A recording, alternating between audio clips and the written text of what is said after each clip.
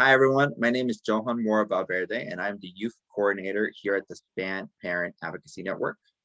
For today's presentation, I am with Dylan Campbell from the Maine Parent Federation. Dylan, do you want to talk a little bit about yourself and MPF and what we're presenting for today? Yeah, absolutely. Thank you, Johan. Hi, everybody. I am Dylan Campbell, and I am the trainer and youth coordinator for Maine Parent Federation. So, Maine Parent Federation is Maine's parent and training information center, as well as our Family Voices Center. So, what that means is we provide information, training, and referral to parents, educators, and professionals of people who work with people with disabilities. And today we're going to be talking about supported decision making. And supported decision making is really a model of thinking. And I'm really excited to talk about this today. As our partnership with SPAN on this project has allowed us to really build this presentation over the past couple of years. So we'll begin by defining what supported decision making is. We'll talk about it as a model of thinking, but we'll also talk about it as an alternative to guardianship. And then we'll break that down, and then we'll take a glimpse of what supported decision making looks like in practice. And then we'll define the differences between a decider and a supporter. And then we'll talk about the roles of the supporter and then the types of the support that supporter can provide. And then moving forward, we'll talk about our future plans with this project and how you can get in contact with us. So to break it down and define what supported decision making is, at the most basic level, supported decision making is when a person with a disability exercises their right to make decisions for themselves while accessing a support network of their choosing. So this model is built on the idea that we all need support when making life decisions. And people with disabilities may function best when having a structured support team available to them to engage in various aspects of their decision making. And while the individual may ask for help, it's important to understand that the support people do not make decisions for them. The individual makes their own decisions.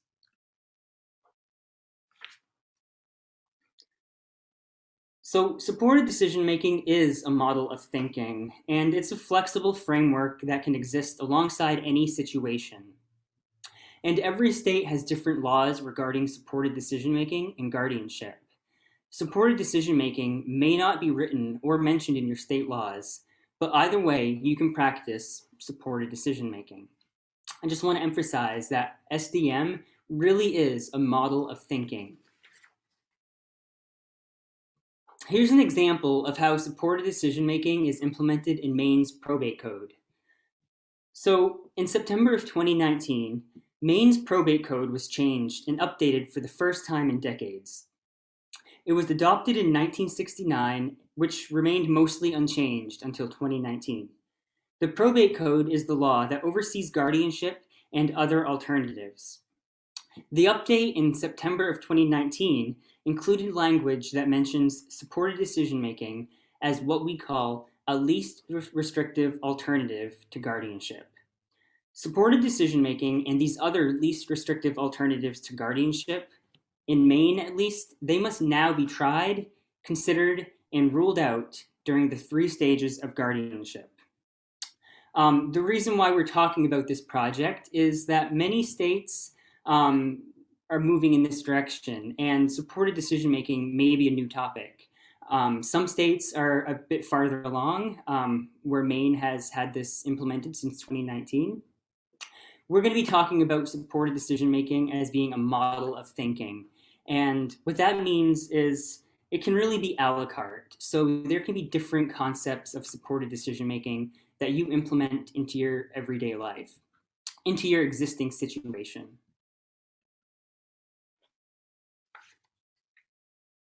I can't agree more, and I just wanted to emphasize again, what Maine is doing as a state is really the way forward that many states should be following. And as Dylan mentioned, it is the way forward that many are learning, and they're just starting to set the first steps in place. But however however or wherever your state may be today. Um, Once again, to emphasize is very important. As a model of thinking, there are three principles of supporting decision making that you can start today.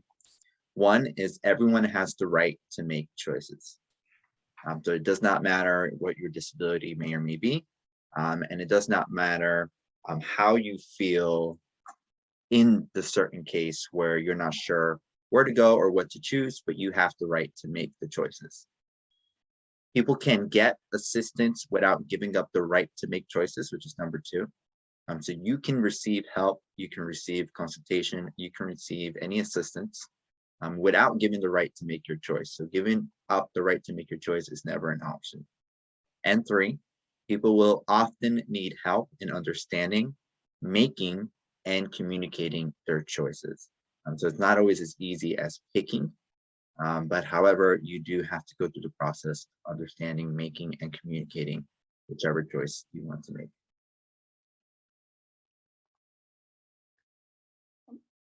I absolutely love this graphic, and if we were in a live webinar or in person, I would have a conversation here, and I would ask everybody, what do you think this graphic means? And I use this graphic a lot with my work with the youth, and it's all about promoting a positive mindset. So I like how the dis is crossed out on disability, because this is all about assuming ability. And assuming ability is that we should assume that somebody can do something before we assume that they cannot. And I really believe that this positive mindset can promote growth and empower individuals to reach their fullest potential for independent lives. It's about flipping the mindset of what can this person do instead of asking what can they not do.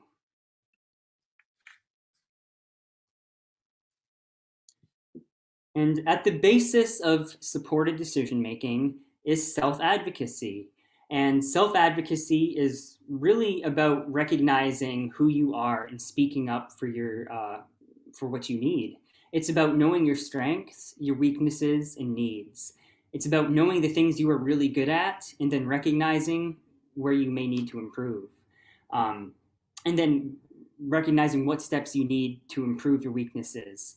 So this quote right here from Pat Summit is really the foundation of our self advocacy training that we do to get the conversation going about recognizing that you have a voice, and it's important that you empower that you have a voice, and it's important to recognize and use it. Here are a few other terms to know. At the beginning, I mentioned guardianship and a few of the least restrictive alternatives. So, guardianship is a legal process by which a court takes away the rights and power of an individual to make decisions and enter into a legal relationship because they are deemed incapacitated. And guardianship can exist in multiple forms, so it can exist in full, limited, or emergency guardianship. Guardianship is considered the most restrictive alternative, the most restrictive option, where supported decision making is a least restrictive alternative. And again, supported decision making is that model of thinking, and it's based off the idea that we all ask for help when we need it. And a person with a disability makes their own decisions by using support networks to help understand the issues and choices, ask questions in languages they understand, and communicate their own decision to others. And one thing about supported decision making is that we often talk about this in the terms of youth transitioning into adulthood. But one thing about supported decision making is that it's for all people across all age ranges. This could exist for, say, an individual who is aging and they can no longer make the best decisions for themselves. Maybe a supported decision making arrangement could be best for them rather than going into a guardianship or power of attorney. Releases, you may be aware of what these are and have heard of them in really all contexts of human resources, but it's an agreement between the provider and the individual receiving services to allow the provider to release and or communicate with a third party. So essentially, releases are an agreement between an individual and a third party that they're allowed to share information about the subject.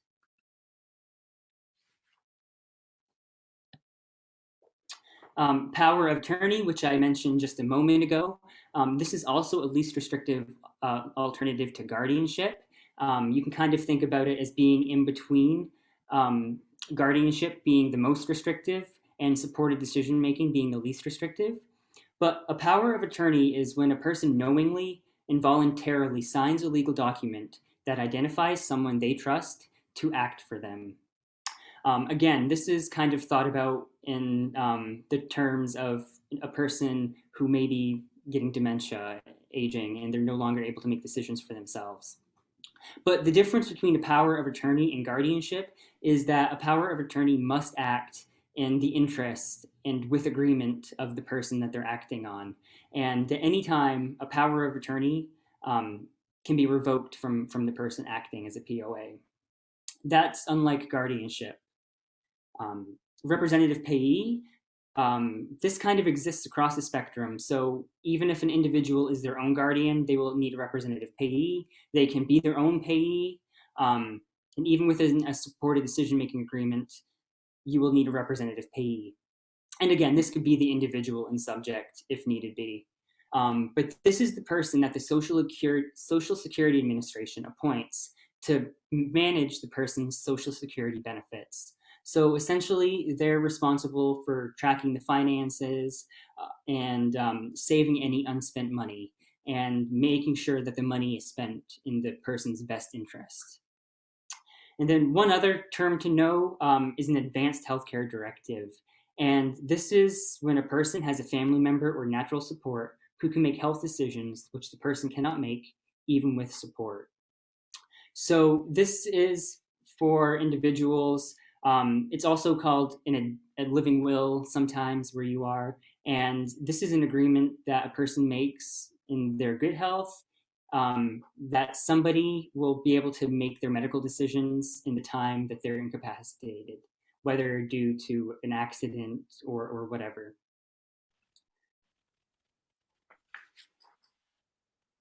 And here we'll speak about a little bit more about what supported decision is and how you can understand it or define it. SDM is a series of relationships, practices, arrangements, and agreements designed to assist an individual with this disability to make and communicate to others about the decisions of their life. We have all viewed support decision making by consulting a trusted friend, coworker, family member, or professional before making life choices. It is a natural human behavior to ask for help, and everyone needs support when making decisions. So it really goes back to simply what is the last two words on SDM, decision making. And it's being able to make that decision with the assistance of your family, friends, coworkers, and any professionals who you have trusted or leaned on before to make important choices in life. Who can benefit from SDM? Anyone. Anyone. It is a model of thinking which honors the individual's goals and decisions. And even if they have a guardianship arrangement, as Dylan spoke in the earlier slides, as a safety net. It is a great model for individuals who want to be independent, but need some form of assistance.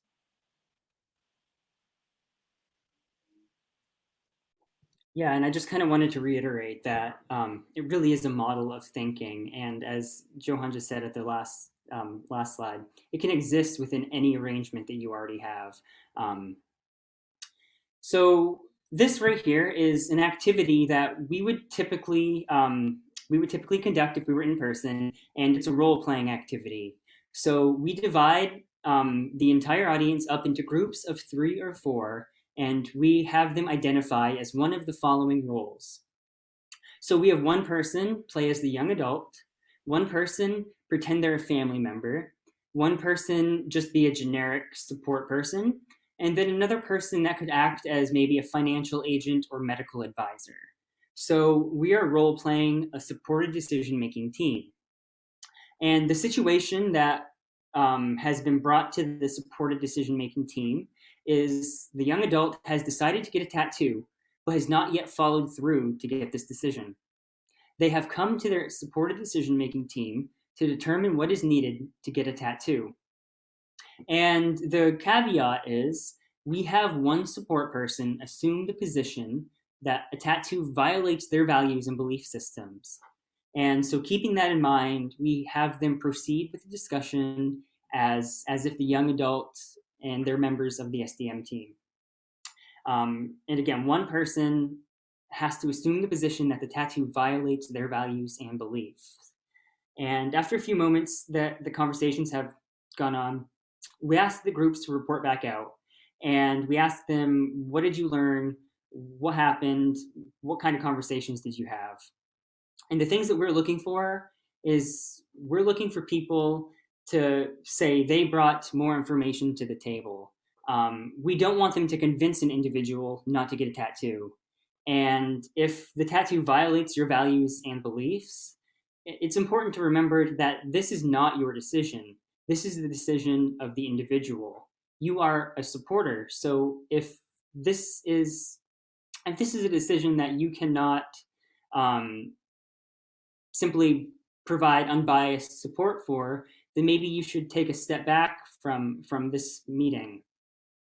So yeah, we're trying to look for the conversations that you're not convincing the individual, and instead you're bringing more information to the table. You're asking questions that they may not have thought about, like, what about needles? You hate needles. Or what about your pain tolerance? Have you thought about that?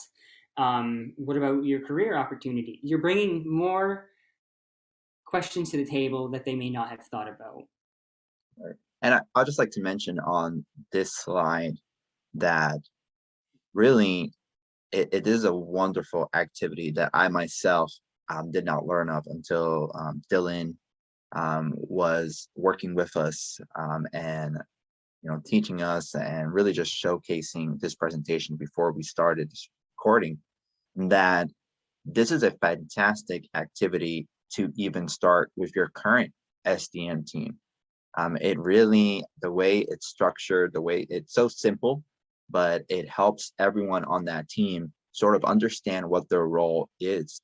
I mean, I can only imagine that a family member might be the financial agent in that team. And it's interesting to have both of those roles and to understand. And what I can really say about this before we go to the next slide is that a lot of these conversations and activity like this are conversations that we've had with what is our SDM team without us even knowing that we were practicing supporting decision making, without us even knowing that that was the team we relied on, whether it's as a young adult buying a first car, going to college. These are conversations you had with admissions officer, with a parent, with a guidance counselor, and right there and then you had an SDM team without doing so. So you really don't have to go far and start from ground zero to put this into practice, because you're most likely already doing it now. Yeah. No, I love that you said that, because we certainly are. We may not call it SDM, but the reason when we're asking for support for decisions that we make in our lives, that essentially is what SDM is. It's all about building those relationships with the people around us to help us make decisions. And I just wanted to also add that when we were presenting this and doing this activity, I remember one of the conversations was that, say your individual also has a guardianship arrangement, and you are the guardian of this individual, but you still practice SDM. So in this case, say the individual is over the age of 18, they're able to find money and they're able to get a ride to the tattoo parlor, and they can get a tattoo whether you're the guardian or not. But really, SDM is all about building those relationships with the people in your life and reaching out for support. And because even with a guardianship arrangement, a person could get a tattoo. And really, with an SDM team in place, you're able to bring more information to that individual. Be like, hey, did you think about these consequences? Have you thought about this? So yeah, it's something we're definitely doing in our lives already. We just really want to put a term to that concept of asking and reaching out for support. Absolutely. What a great activity. Here, we're going to talk a bit more about what it looks to put SDM in practice, or a glimpse of SDM in practice. And there are four big bulletin points here to really take away from this slide. SDM promotes independence by providing support, but not making decisions on behalf of the individual. So it really goes back to one of the first things that Dylan said in the earlier slides. I mean, the core or the foundation of SDM is self-advocacy. And we want them to be independent, and we want to provide support, but we don't want to be the decision makers for those individuals. SDM is flexible and can change as needs change.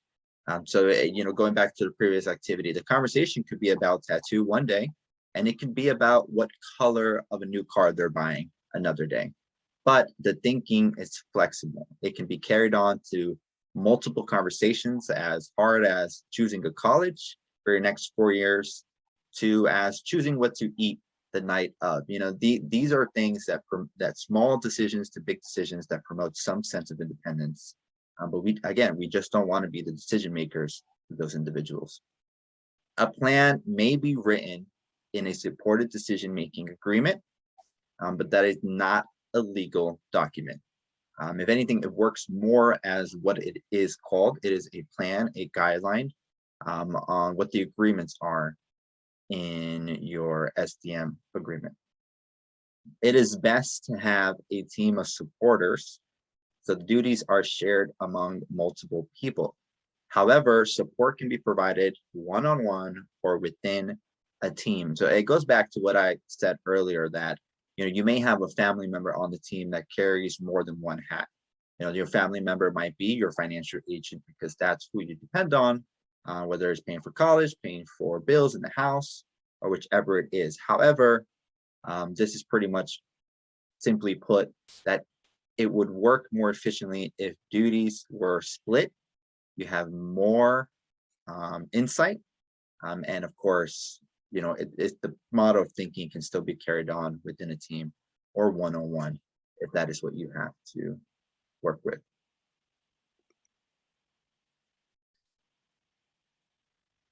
And to continue, many individuals may be able to reach their maximum potential and live independent lives by using the supported decision-making model. Having a team of trusted people who can provide support and input about life decisions may be the only tool one needs to be successful. The supporters assist in the decision-making process, but the individual with the disability always makes the final decision.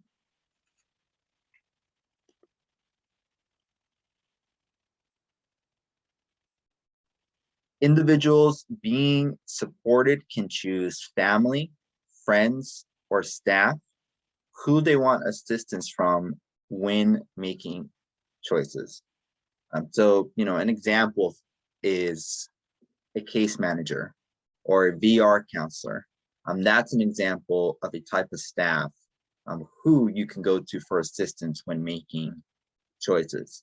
And then, of course, you have your natural supports. You have your family, you have your friends, and normally you have more natural supports than you would when it comes to supports from staff. Simply put, because in numbers, it's generally greater. You have two parents, you might have one parent, a guardian, siblings, but there's a lot of natural supports that one can depend on. An individual determines how many areas of support are needed, what they are, and how many members they will have on their team. Supporters will meet with the individual to determine what roles, area of support they will provide. So this slide, this two section bulletin points here, it's interesting. And I just want to say, because not only are you making the decision, but you also have a choice and who is on your team to help you with the decision. So, there's a lot of areas of independence to work on when it comes to SDM.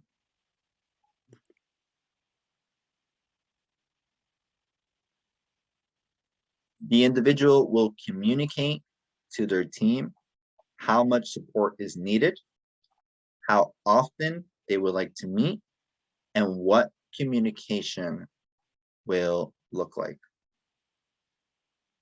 So the individual being supported is always able to change their mind, change supporters, and change the terms of agreement. So again, this isn't set in stone. It is a very flexible way of thinking. If a young adult is considering a decision in which they feel a supporter provides unbiased support, the supporter should remove themselves from being a part of that decision and allow other SDM team members to step in. So again, referring back to the tattoo activity, you might have someone on your team who just in general does not support the act of getting a tattoo. Not that this is the only activity where you'll use SDM, but if you have someone on your team who, without any supports or anything in mind, that can convince you other than I just simply don't like to see tattoos on a person, these are the type of scenarios that someone practicing or the individual practicing SDM might consider that support is unbiased or is too one-sided. And at any point, they can switch their supporter, they can bring other team members in, but this is, again, can be adjusted, changed. It is extremely flexible. It's really the model of thinking that you want to consider overall. Yeah, nicely said. I can't stress how much SDM really is flexible. When I first started learning about it, I think that's what tripped me up the most, was I couldn't wrap my head around how can something be so flexible, but it really is a model of thinking. And actually, Garrett, this video right here is called Garrett's Story. And he's a young man that we had worked with about 2 years ago. And we had done a lot of work on self-advocacy as well as supported decision-making. So this video was filmed about a few months after we had done our work together, and he had implemented supported decision-making into his life. And so this is an interview with him and his mom. They talk about their experiences and how it really impacted his life. Just give me a thumbs up if you're able to hear this okay. So.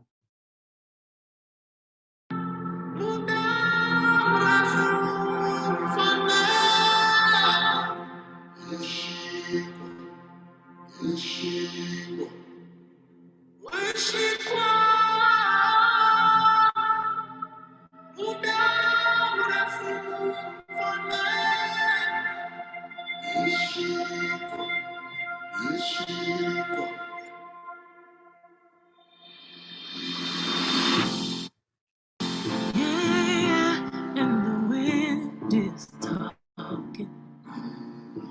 Yeah, for the very first time. Well, the melody that pulls you towards it, painting pictures. First of all, my name is Garrett, obviously. Rise up to the light in the sky. Watch the light lift you. This is Garrett in his natural habitat.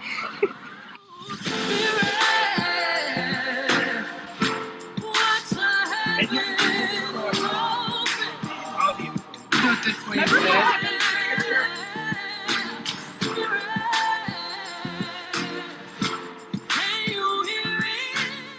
I've had a much better life, I feel like, when I've had some control over it.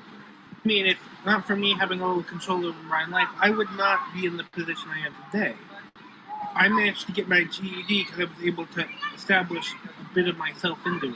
People always told me what I needed to do, but they never asked me what I said I should do. And when I was given a say, I excelled exponentially.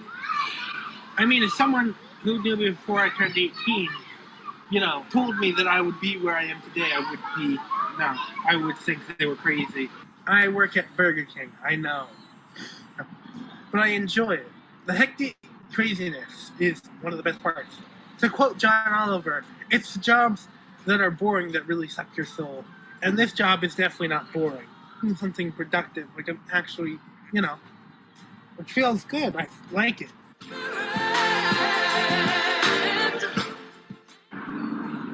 Do it your way. Figure out your own system. And my point here being, you can't do everything, but try and do as much as you can at the same time. And make it to your system, do it to your capabilities. Because that's the best way you're going to do it.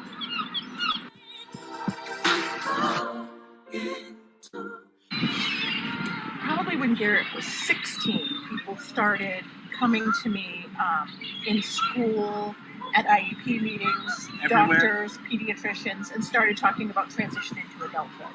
And one of the things that people were saying to me was that I really needed to start the process of applying for guardianship. And it really wasn't even a question. What people were posing to me was that was just one of the steps as he transitions. I didn't know that there were options until somebody had mentioned it to me. If I applied for guardianship and Garrett contested, we would end up in court. And I would have to stand there in front of a judge and in front of my son and say, I don't believe he's competent. And really, I have spent the last 18 years trying to make him competent, trying to help him come into his own independence and strength. And I can't imagine anything that would set that process back. Can you hear it calling?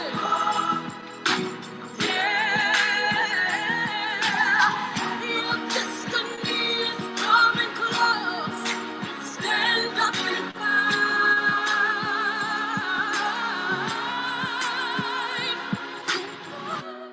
Into a far-off land and And STM is really a fundamental part of self-determination. So everything we're talking about right here just leads into the next slide perfectly. But it allows individuals to assume greater responsibility and control. So it really empowers them to be the best self-advocates that they can and to really be in the driver's seat of their life. So that really just means self-determination means that they're better able to appreciate their strengths while acknowledging their limitations, as well as setting personal goals, which are challenging yet realistic. I always talk about how it's important to, what are your dreams and goals for the future? And then take a look at them and how can you make them more realistic? I have a quote that goes along with this, and it's, a goal without a plan is just a wish. So what are the steps to really achieve that goal, and how can you think those through?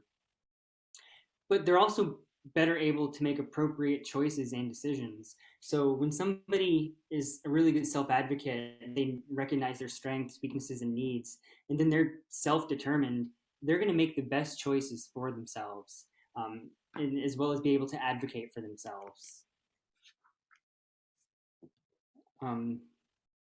So the role of the supporter, again, everything about STM is very flexible, and the role of the supporter is flexible as well. But a few things to note is that you should recognize and give respect to the person being supported as the decision maker. So remember that the person being supported, it's their decision, it's their life, and you're there to provide support. And you're providing support in agreement to how they want you to provide support. So again, information and resources, but do not make decisions for the individual. And one other thing that we like to say is commit to the role for at least a year. And it doesn't have to be a year necessarily, but just don't agree to be a supporter and knowing that you'll have to leave 2 or 3 months down the road.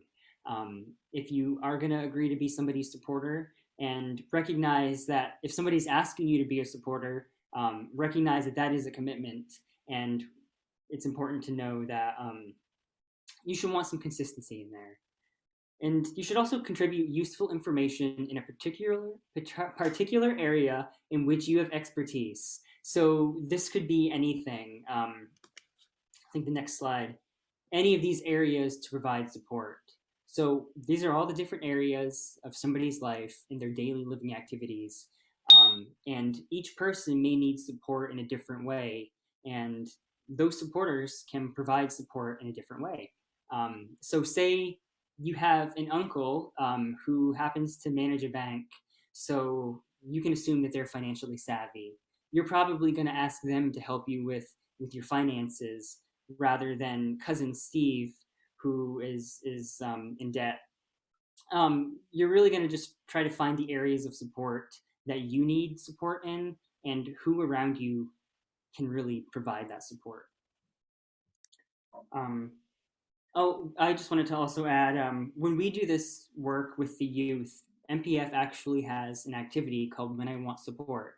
So it lays out these different areas of support and then all the different daily living activities that may exist under it. Like self-care would be taking care of your hygiene. Health choices would be recognizing what medications to take and reaching out for doctor's appointments. We label all those different daily living skills, and then we ask them to list whether they can do that on their own, whether they need support, or whether they want somebody else to make those decisions for them. And while we're doing this training, the youth are doing this training about themselves, but their parents are also doing this training on what they believe is on how they see it.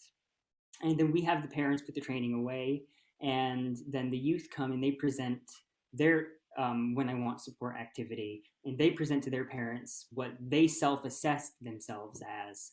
And it's a great way to gauge where youth see themselves, where they think they need support. And yeah, it's just great activity to see somebody's present level of performance. This is also, this can get tricky. So we're talking about being a supporter, but sometimes that supportive decision-making team, it can be anybody. It could be family members, it could be professionals, friends, but we're talking about how it can be difficult when you're a parent or caregiver and a supporter. So you've been making decisions for this individual for the first 18 years of their lives. And sometimes it can be difficult to recognize the distinction between these two roles. And so if you are a parent, caregiver of this person, and you are agreeing to be a supporter, it's just important to be mindful of the boundaries you have agreed with your young adult. And remember, a supporter is to provide guidance and education to help a young person understand the importance of making thoughtful decisions. So you used to make decisions for this individual, but now you are providing support to them. And that can get tricky for parents sometimes. Again, you're not trying to convince or sway their decision. And what a parent can do is they can do a lot of pre-teaching and talking about how to make good decisions. They can help them build self-advocacy skills at an early age. Yeah, so. And they can also implement different goals throughout their life. So specifically, we have listed here goals and decisions around nutrition and sexuality. But really, you can implement SDM goals all throughout the IEP, the transition plan. So in IEP goals, you can work with the school to write goals, which include a curriculum about nutrition and cooking, healthy food, as well as teaching about healthy physical boundaries and the social and emotional goals around relationships. So really, you're going to be working with the IEP goals to write goals which will influence the goals in the SDM plan. So in the transition plan, which is a part of the IEP plan, usually in high school years, between the ages of 14, 9th grade, to aging out into adulthood. And this is to really ensure that the IEP goals are based on the goals of the transition plan. So this is recognizing that after graduation, you no longer have an IEP, you're going to be entering the adult world. What does that look like? And how can you build goals in your transition plan to get ready for what the adult world has to offer? And again, I'm going to keep saying this over and over in this training, but it's all about self-advocacy, teaching the students and the young people that they have voices and how to communicate with people around them and engage that support when needed. As well as in-home support goals, you could add goals on your plan to further educated about health and safety and any of the other areas of support. And this right here it's kind of a bridge in a way between self-advocacy and supported decision making. So this is a framework on how to make thoughtful decisions, and really we're trying to promote independence in youth, and we're trying to help them build all the skills so they can make healthy decisions in their life and ask for support when needed. So we're helping youth, recognize that you have a voice and to self-advocate for yourself, but then we're also teaching them how and what goes into making a thoughtful decision. Instead of just making a decision off the whim, you could kind of think about these as components to what goes into a healthy decision. It's not really a 1 through 5 step-by-step process, but again, it's the components of what might be in a healthy decision. So first, you want to identify your goal, and this is what you're looking at, what you're aiming for, and what's your goal. So then, looking at your goal, what are your options? And there are many different things to consider when making decisions. So look at all the options, and then consider the consequences. And I always approach this as: have you ever heard of the domino effect? And a consequence is the result of an action or choice. So every action and decision has consequences. So this is the good ones and the bad ones. So everything has consequences. And then ask for support. Again, this isn't a 1 through 5 step-by-step process. These are all the components. So asking for support could happen at the beginning. But this is where SDM really comes in. And we all ask for support when we need help making decisions. So, you have these people around you, your trusted professionals, your family members, your supports. How can you ask them and communicate your needs? So then after you've kind of looked at all these different steps and components, make a thoughtful decision and then reflect back on that. So we did further break this down into 2 examples, but again, this framework of decision making can be used across all areas, all decisions, any decision or option being made. But the 2 we have today are regarding healthy eating and sexuality relationships. Right. So let's go through the first example as for a thoughtful decision. So you can see here, I want to make my own meal choices. Now, this is an interesting example simply because it shows you, as Dylan mentioned before, really how big the range is when it comes to decisions. Because you go every day making a decision. There's not one day that you don't wake up and you don't make a decision. Choosing to get out of bed at whatever time you choose to get out to is a decision, right? So this is something that you go on and you always end up doing almost every hour of the day. So making my own meals choices, I think is a wonderful youth example because it's simply something that we as youth think about every day as well. So first step, as you saw before, we're going to walk through each one of them, is identify your goal. As you become more independent, you gain more freedom to make decisions for yourself.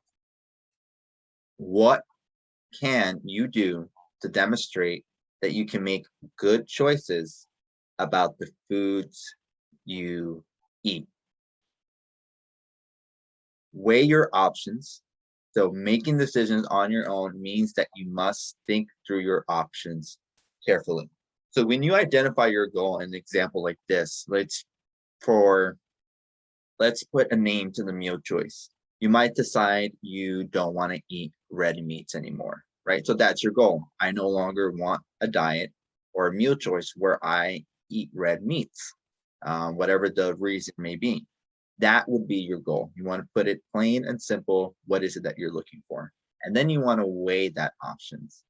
So when choosing which foods to eat, if we say choosing, you have many options: red meats, greens only, fish. You could order your food from a restaurant. You can cook it at home, whichever one works best.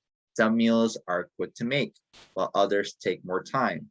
Some foods are healthy options. So again, letting go of red meat, let's say, and other foods should only be eaten occasionally. So this just helps really stretch out that you should weigh every option before you just put your goal and decide that's the goal to go. That's the goal that you want to achieve right away. So it's really how to present the concept to youth that stands out.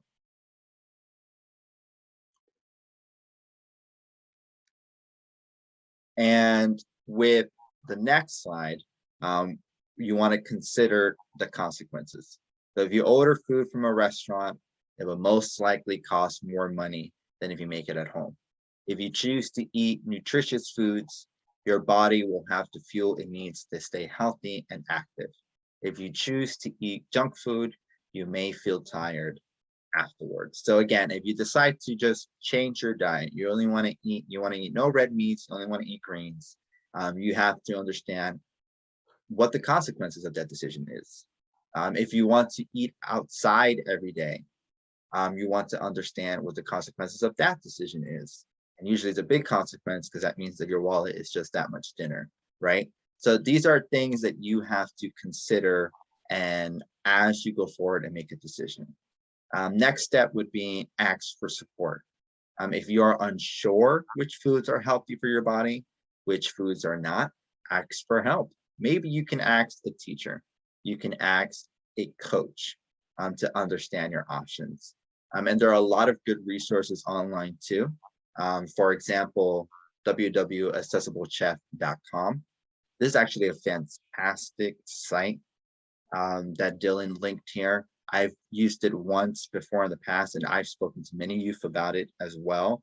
But it's a wonderful site. And just to put in just a little plug here for this site, you have an option to create your recipe on this, which I think it's fantastic. And it's something called the Recipe Creator. And it really helps for those who this technology doesn't come natural to you, or those who with technology or simply they need that visual, because you can add a visual to your recipe and you can print it out and you can have it framed or however you like it. Fantastic site if we were talking about meal choices, right?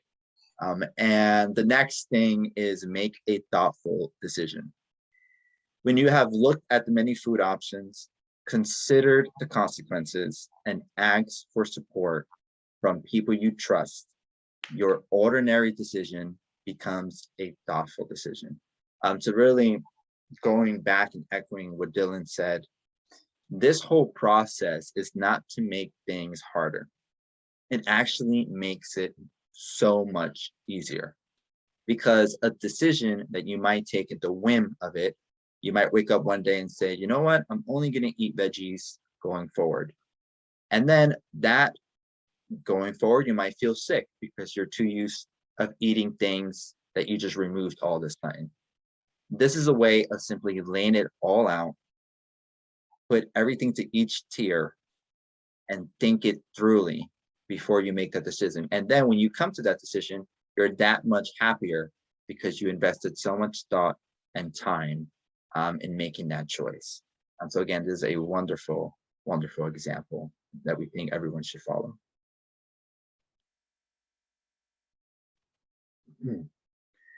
And this really goes back to navigating the roles of being a parent, caregiver, and a supporter. So we have the same example we're speaking about, healthy eating. So we know that youth with special healthcare needs may have additional obstacles to overcome when making healthy food choices. We also know that there is a higher rate of obesity among youth with disabilities. This is important to talk about healthy eating specifically. It's important to help individuals develop the skills to make positive decisions rather than make decisions for them. So this comes, again, back to the conversation that being a parent and being a supporter is a very tricky line to balance, because you as a parent or a caregiver want to make the best decision for them. And in all fairness, you might, with your experience, know better in this subject than them, but you still don't want to take away their right to make a choice. You want them to learn from it, and you want them to understand it. And this is especially important with youth with disabilities, because when they go forward and make the decisions by themselves, you want to be confident that they're going to make the right decisions. And they can only do that if they learn what those decisions are rather than being told what to do. So, how can we support them through making good decisions rather than how do I make the decisions for them? And how can we encourage healthy living decisions rather than how can we encourage them to choose the decision that I want them to choose? It's a very practical way of thinking of it, but it's very, very important because you have to make that transition rather sooner than later and being their biggest supporter. And here, just talking a bit more and staying with healthy eating, there are some great resources out there for parents and caregivers. So we really push here at SPAN and at MPF, we believe in the same thing. Resources are gold, they matter. And if you can get a resource in hand and use that, it works even the better with STM because you have not only experts to lean on, but you have evidence-based practices or just some rather great resources like the recipe creator and accessible chef. These are just great resources here that those who are either watching the recording will get the slides and it will be accessible to you. And I just will mention that many of these, you can see the first two resources is available through MPF library. Just know that all these resources can be added to wherever you are in any state here. So please just go ahead and take advantage of this. There's some great stuff here that you can unpack and use and apply to your STM practice.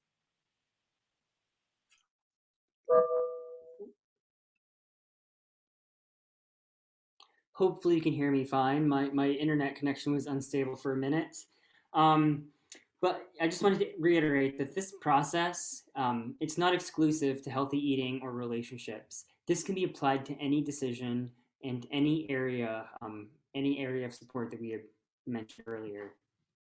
So in this example is I want to go on a date, and we were really mindful of our population when we give this training. We generally give this training to youth of transition age, so that's young people 14 to 26. So there is quite a large age range. So we were very mindful on how to approach this subject. I want to go on a date. That is a very realistic question that many of us will probably hear from a young person. So how do you break that down? Identifying your goal. So when you go on a date, it's important to remember that you may need to ask for permission, or your date may need to ask for permission. So when planning a date, make sure it's somewhere safe and comfortable for both you and your date. And we're kind of talking in the concept of date could be any type of relationship. So not just necessarily romantic, but it could be a friend date or just any type of date that way. Weighing your options, not sure what to plan for a date? Ask your dating partner what they like to do before planning a date. Ask your friends, family, or your team for ideas. And remember, a date can be anything like having fun with other friends, watching a movie, going out to eat, or playing games. So once you've looked at each of your options, what are your consequences? You really want to consider the whole picture. This could be like your transportation. How are you going to get there? Make sure you have a safe way to get to and from. How much money are you going to spend? And remember to stay within your budget. Kind of look at all the different scenarios of what could go right and what could go wrong. And then ask for support.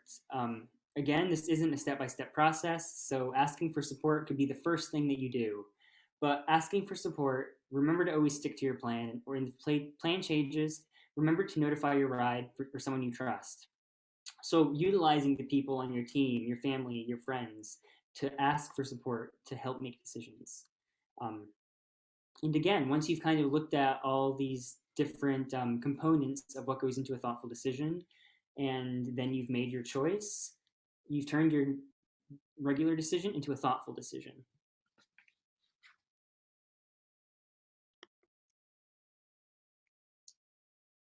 Just a few more notes for parents, caregivers, and a supporter. So navigating that role can be tricky, and relationships can be tricky to navigate at any life stage. As parents, you really want to help the youth to understand the importance of continually developing self-confidence and resilience, as well as understanding that strong self-awareness and self-respect are the foundation for healthy relationships. You also want the youth to identify and know what characteristics of healthy and unhealthy relationships look like. So you always want your young person to be safe, and you want them to be able to decipher between what type of relationship is this. Whether is this a friend relationship? Is this a coworker relationship? What type of relationship is this? And what is a healthy relationship look like? A few other things to keep in note, especially as a parent and caregiver, and this subject can be tough, but you need to recognize that people with disabilities are sexual beings, and sexuality is inclusive. We all have sexual identities and orientations, but it's also important to remember that gender identity is inclusive, and we all have gender identities and gender expressions. So remember, these you're really trying to support the youth to make the best decisions of their capability. So how can we help support youth with disabilities in making healthy decisions regarding their romantic relationships and sexuality? So really, it's all about the pre-teaching and helping them prepare and for this time of their life. So here are a few other resources that we have to help parents kind of dig deeper into these tough questions. The first one being this 4-part webinar on disability and sexuality. And this is put on by SPAN, the people that Johan works for. And I actually think this is presented by Dawn, if I'm correct. But this is a great resource. We point all of our parents in this direction to watch this 4-part series. It breaks down everything from really everything about this topic. We also have a few more specific resources here, such as the Meyer Sexuality Education. And this is Maine's Autism Institute for autism. And so this is autism-specific sexuality resources. But I also wanted to mention that, again, prepare to have these tough conversations. As a parent and a supporter, it can be tough to navigate both situations. And these conversations are conversations you probably just don't want to have in general. But it's important to have them. And encourage your child to talk to people that they trust. Again, it's about building those supports in their life, their natural supports. And then understanding healthy and safe relationships, and then the differences between what those relationships look like.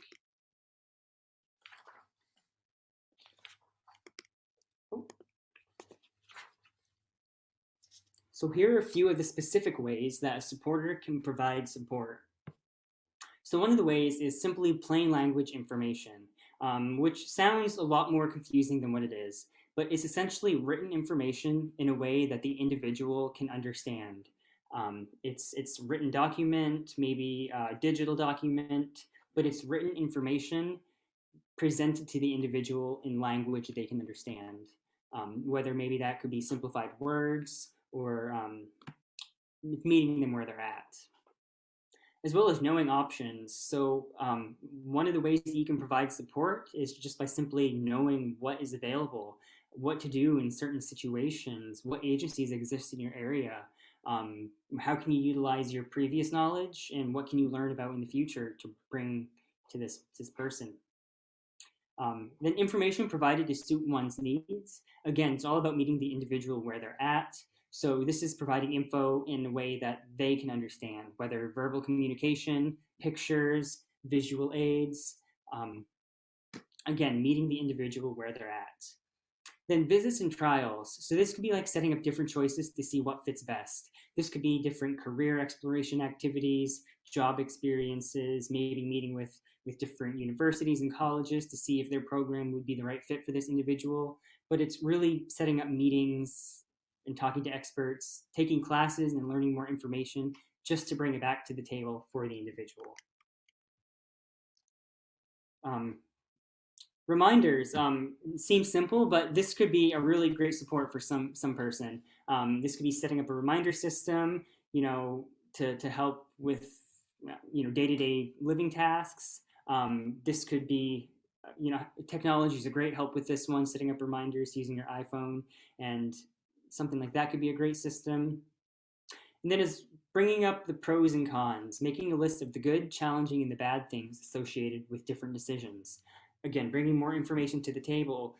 Maybe they've asked the team for support on a certain decision, and then you could help them think about the different options and consequences to help walk them through.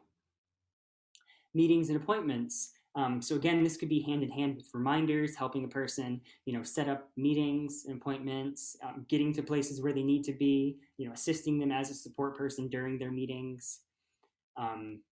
Extra time, this could be consider the timeline in which the individual needs to make a decision. And again, this is their team. So maybe a decision had a timeline of when you thought this would be made. You could extend it. That could be a type of support, allowing the individual to have extra time. And then communicating choice. So it's important that, yes, the individual is self-advocating for themselves and you're providing support to them to help them make decisions, but we also want to make sure that they understand the decisions that are being made and that the individual is able to communicate what decision is being made. So it's not as simple as just bringing information to the table for the individual to make a decision, but you also want to help them make sure that they understand what decisions are being made. And then supporters, again, there's great things happen in numbers. So having different people on your team can really help diversify some of those tasks, and a bigger team means more supporters to help you. Again, with technology, one of the ways could be reminders, but this could be anything, any technological assistance, whether it's some TA app, assistive technology app, or anything like that. And then considering the values. Their values, the things that the person cares about, should always be at the center of any decision being made, and what that should determine how they make decisions as well.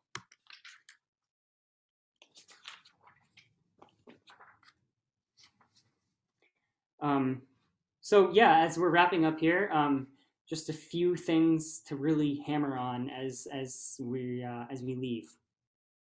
So guardianship and supported decision making. You can really think of this as existing on a spectrum. And on one end, you have guardianship. And then on the other hand, you have supported decision making. So guardianship is the most restrictive, whereas supported decision making is seen as a least restrictive alternative. And all of the other least restrictive alternatives I mentioned at the beginning, they fall somewhere in between, like limited guardianship and power of attorney. So guardianship, by nature, it's a protective device, and it's restrictive by design. So in Maine, at least, when a person enters a guardianship, all of their rights and legal rights are transferred to an individual. All of them except the right to vote in Maine, at least. So it is very restrictive by design. Whereas supported decision-making presumes capacity. Kind of going back to that slide at the beginning where dis was crossed at a disability, it assumes ability. It assumes that somebody can do something before it assumes they cannot. So guardianship is restrictive, but SDM acknowledges other practical and legal options that can address challenges and needs. So SDM is really about meeting the individual where they're at. Instead of saying this individual can't make this decision, it's framing the question as, what can we provide this individual to help them make this decision? And then again, guardianship should only be used as a last resort. Like I said, it's restricted by design, and all their legal rights are transferred from one person to a surrogate.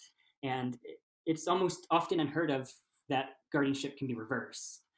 Whereas supported decision making, again, like I said, it asks the individual, it reframes the question, what does this person need in order to be supported while making decisions about themselves?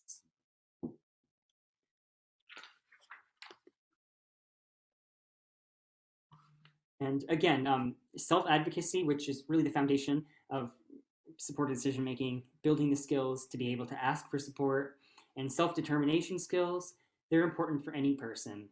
And SDM is one option that promotes personal freedom and choice. Again, it's based off the idea that we all ask for help when we need support. You know, we were buying a car, we would call our dad that knows a lot about cars. It's that mindset that we reach out and ask for help when we need support making certain decisions. But again, it's a model of thinking, and it can be unique and individualized, and it can exist in really any situation that you currently have in your life. It really is this flexible model that you can implement.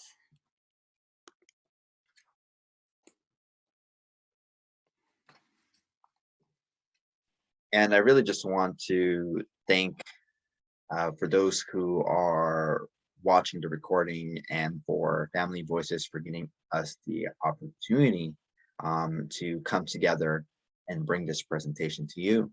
And of course, for Dylan Campbell, once again from NPF, for the heavy lifting for the presentation, and to his supports for bringing all this great information, not only great, but efficient, practical, applicable information, and giving us the opportunity, and myself at the SPAN Parent Advocacy Network, to come onto this presentation and really just be able to take a part in putting this recording out. Here in this slide is our contact information. If you wish to get in contact with us, or you want to see more of the great stuff we're working at here at the Parent Advocacy Network, you want to go ahead, and once you receive the session materials, if not, you can type this into any browser, www.spanadvocacy.org, or you can just reach us at our warm line, listed here on the presentation or slide. And we also have our mailing address if you want to send us a letter, or you want to, at the moment we are remote, but once we open up, this could be the address in which you can best reach us at. The other information that you can find on this slide is the SPAN Youth Hub. We wanted to give this a special link simply because this is the blog for all information and resources that can be helpful to not just youth and young adults, but any parent or family leaders or professionals from any PTIs, where they can find some fantastic resources that we update weekly, every Thursday. We have a blog post about it, and also about some of the great conversations that we have in these SPAN youth chats weekly as well. And this is for those who download the materials. We have our Facebook, our Instagram, and our YouTube. And you can find great videos just like this on our YouTube channel, and be up to date with upcoming events, information, and even any stances of advocacy that we're taking on our Facebook or Instagram page. So really, thank you again for giving us the opportunity to do this presentation. I'll hand it over to Dylan to wrap it up and close off with the NPF slide. Yeah, I wanted to thank you, Johan, for the nice remarks there. It's always a pleasure to collaborate with SPAN. And thank you, Family Voices, and everybody watching us today. We offer so many more trainings in this. This is my personal favorite training. I'm passionate about this topic. But with that being said, please stay connected with us. All of our information's here at www.mpf.org. And you can reach us at parentconnect@mpf.org, and both of our phone numbers there. But we're also very active on social media. So our Facebook page, Maine Parent Federation, it's a public page, so you should be able to view it without a Facebook account. But we keep all of our updates, whether what's happening in the community, We update our new events there, and we have many archived videos as well. Instagram, we have an account. There's nothing really on there, so I'll just go to Twitter. We try to keep updates on, again, all the different things happening in the community. What are our collaborators and partners doing? And then our YouTube page, we also have plenty of other videos there. Our training and webinars from within our staff, and some trainings that we've collaborated with other agencies. They're all archived there. And yeah, so thank you for watching us today, and please reach out to both of us.